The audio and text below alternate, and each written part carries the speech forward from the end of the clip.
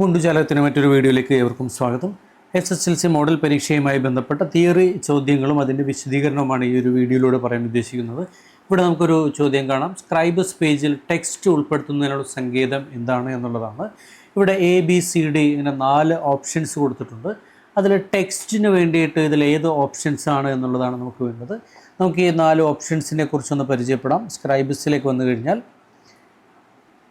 ഇത് ഇമേജ് ഫ്രെയിമാണ്. ഈ image frame ഉപയോഗപ്പെടുത്തിക്കൊണ്ട് ചിത്രങ്ങൾ വരയ്ക്കുന്നതിന് വേണ്ടിയിട്ടാണ്. റൈറ്റ് ക്ലിക്ക് ചെയ്തുകൊണ്ട് കണ്ടൻറ്റ് ഇമേജ് ഒക്കെ ചെയ്തുകൊണ്ട് നമുക്ക് ചിത്രങ്ങൾ വേണ്ടിയിട്ടുള്ളതാണ്.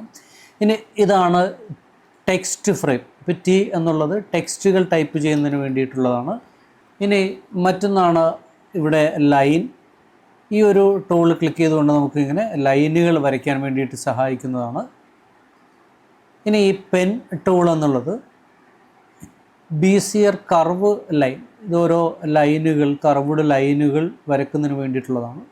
നമുക്കിനി ഈ ചോദ്യത്തിലേക്ക് വരാം.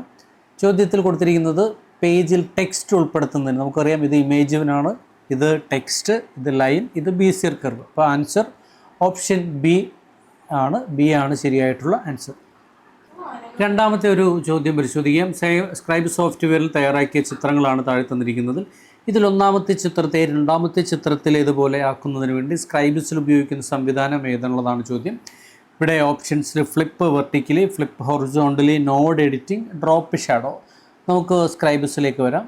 സ്ക്രൈബസ് ഇതാണ് നമ്മൾ ആ ഒരു ലൈൻ വരച്ചിരിക്കുന്നത്. ഇത് ഫ്ലിപ്പ് ചെയ്യുന്നതിന് വേണ്ടി നമ്മൾ ഉപയോഗിക്കുന്നത് ഈ പ്രോപ്പർട്ടീസിലെ ഇതാണ് ഫ്ലിപ്പ് ഹൊറിസോണ്ടലി. അങ്ങനെ ചെയ്തിട്ടും അതിൽ പ്രത്യേകിച്ച് മാറ്റമൊന്നും വരുന്നില്ല. മറ്റൊന്നാണ് ഫ്ലിപ്പ് വെർട്ടിക്കലി, അത് മാറ്റമൊന്നും വരുന്നില്ല.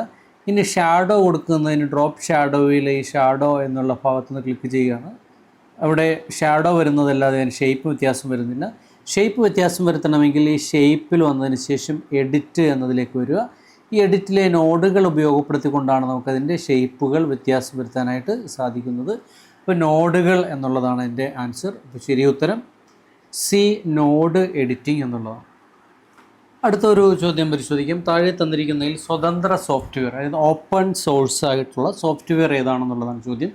Option A Scribus, option B Adobe InDesign, option C Microsoft publisher, option D quark press. നമുക്കറിയാം DTP വർക്കിന് സ്വതന്ത്രമായി ഉപയോഗിക്കാൻ കഴിയുന്ന ഓപ്പൺ സോഴ്സ് ഉള്ള സോഫ്റ്റ്വെയർ എന്നുള്ളത് സ്ക്രൈബസ് തന്നെയാണ്. ബാക്കി കൊടുത്തിരിക്കുന്നതെല്ലാം തന്നെ പ്രൊപ്രൈറ്ററി സോഫ്റ്റ്വെയറുകളാണ്. അതിന് പേയ്മെൻറ്റ് വേണം. അതിൻ്റെ സോഴ്സ് കോഡുകൾ നമുക്ക് ലഭിക്കുന്നതല്ല. അപ്പോൾ ഓപ്ഷൻ എ ആണ് ശരിയായിട്ടുള്ള ഉത്തരം. അടുത്തൊരു ചോദ്യം പരിശോധിക്കാം. സ്ക്രൈബ് സോഫ്റ്റ്വെയറിൽ തയ്യാറാക്കിയ ചിത്രം ഒന്നിലുള്ള രൂപത്തെ രണ്ടാമത്തെ രൂപത്തിലേക്ക്, ഈ ഒരു ഇമേജിനെ രണ്ടാമത്തെ ഒരു ഇമേജിലേക്ക് മാറ്റുന്നതിന് വേണ്ടി എന്താണ് ചെയ്യേണ്ടതെന്നുള്ളതാണ് ചോദ്യം. ഫിൽ കളർ ആണോ, അതുപോലെ ലെവൽ, ഫ്ലിപ്പ് വെർട്ടിക്കലി ആണോ, സ്ട്രോക്ക് കളറാണോ? സ്ട്രോക്ക് കളർ ബ്ലാക്ക് സെലക്ട് ചെയ്യണം. ഏതാണ് നമുക്ക് നോക്കാം. അതിനുവേണ്ടി സ്ക്രൈബസിലേക്കൊന്ന് വരികയാണ്. സ്ക്രൈബസിൽ ഇപ്പോൾ നമുക്ക് കാണാം ഈ ഒരു ആരോ മാർക്ക് ബ്ലാക്കിലാണ്. ആ ബ്ലാക്കിലുള്ള ആരോ മാർക്കിനെ റെഡിലേക്ക് മാറ്റുന്നതിന് വേണ്ടി നമുക്ക് ഈ സ്ട്രോക്ക് എന്നുള്ളതിൽ റെഡ് സെലക്ട് ചെയ്യുന്ന സമയത്ത് അത് റെഡിലേക്ക് വരുന്നുണ്ട്.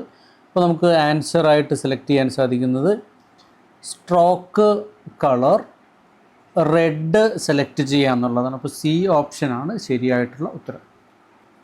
മറ്റൊരു ചോദ്യം പരിശോധിക്കാം. സ്ക്രൈബസിലെ പേജിൽ ഉൾപ്പെടുത്തുന്ന ഒബ്ജക്റ്റുകളുടെ ക്രമീകരണവുമായി ബന്ധപ്പെട്ട് കൂടുതൽ നമുക്കതിൻ്റെ ഓപ്ഷൻസ് ലഭിക്കുന്നത് കൊടുത്തിരിക്കുന്നതിൽ ഏതാണെന്നുള്ളത്. ടെക്സ്റ്റ് പ്രോപ്പർട്ടീസ് വിൻഡോ ആണോ, ലെയർ വിൻഡോ ആണോ, പ്രോപ്പർട്ടീസ് വിൻഡോ ആണോ, അലൈൻ ആൻഡ് ഡിസ്ട്രിബ്യൂട്ട് വിൻഡോ ആണോ എന്നുള്ളതാണ്. നമുക്കൊന്ന് സ്ക്രൈബസിലേക്ക് വരാം. ഈ ഒരു ഒബ്ജക്റ്റാണ്.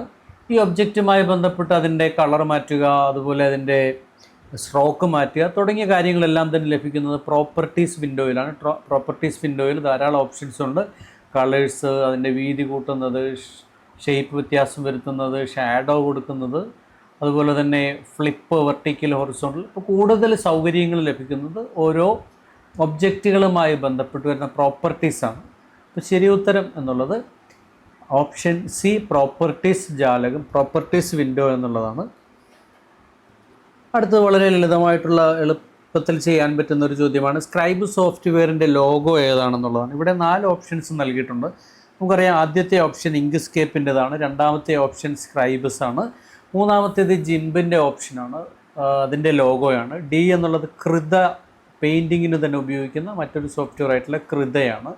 അപ്പോൾ ഇതിൻ്റെ ആൻസർ എന്നുള്ളത് ഓപ്ഷൻ ബി ആണ് ശരിയായിട്ടുള്ള ഉത്തരം.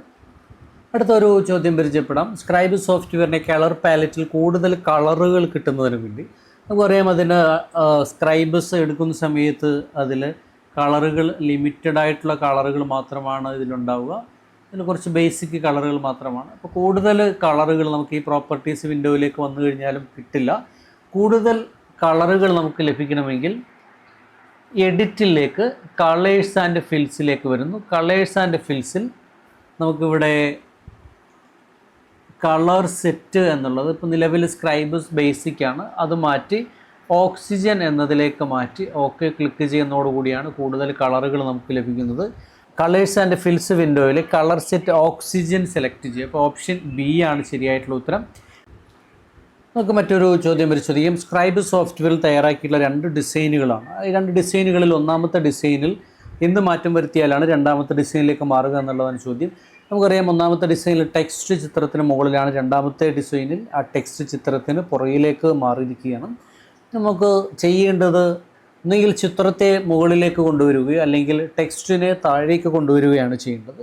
ഇതിൽ ആദ്യത്തെ ഓപ്ഷൻസിൽ നമുക്ക് നോക്കിയാൽ കാണാം, ചിത്രത്തിൽ റൈറ്റ് ക്ലിക്ക് ചെയ്തതിന് ശേഷം റൈസ് ടു ടോപ്പ്. അപ്പോൾ ചിത്രം ഉയർന്നു വരുന്നു. അപ്പോൾ ഒന്നാമത്തെ ഓപ്ഷൻസ് ശരിയാണ്. ഇനി രണ്ടാമത്തെ ഓപ്ഷൻസിൽ ലോവർ ടു ബോട്ടം എന്നുള്ളതാണ്. ചിത്രം താഴേക്കാണ് പോകുന്നത്, അതുകൊണ്ട് ഓപ്ഷൻ ബി തെറ്റാണ്. ഇനി ടെക്സ്റ്റ് ഫ്രെയിമിൽ റൈറ്റ് ക്ലിക്ക് ചെയ്തുകൊണ്ട് റൈസ് ടു ടോപ്പ്, അങ്ങനെ ചെയ്യുന്ന സമയത്ത് ടെക്സ്റ്റ് മുകളിലേക്കാണ് വരുന്നത്, അതുകൊണ്ട് സിയും തെറ്റാണ്. ഓപ്ഷൻ ഡി ടെക്സ്റ്റ് ഫ്രെയിമിൽ റൈറ്റ് ക്ലിക്ക് ചെയ്തുകൊണ്ട് റൈസ് എന്നത് കൊടുത്തു കഴിഞ്ഞാൽ ടെക്സ്റ്റ് ഫ്രെയിം മുകളിലേക്കാണ് വരുന്നത്, അപ്പോൾ ഈ ഓപ്ഷനും തെറ്റാണ്. അടുത്ത ടെക്സ്റ്റ് ഫ്രെയിമിൽ റൈറ്റ് ക്ലിക്ക് ചെയ്തുകൊണ്ട് ലെവൽ ലോവർ എന്നത് ക്ലിക്ക് ചെയ്യുന്നതോടുകൂടി ആ ഒരു ടെക്സ്റ്റ് താഴേക്ക് മാറുന്നു. അപ്പോൾ ആൻസർ ഓപ്ഷൻ എയും അവസാനത്തെ ഓപ്ഷൻ ഇയുമാണ് ശരിയായിട്ടുള്ള ഉത്തരം.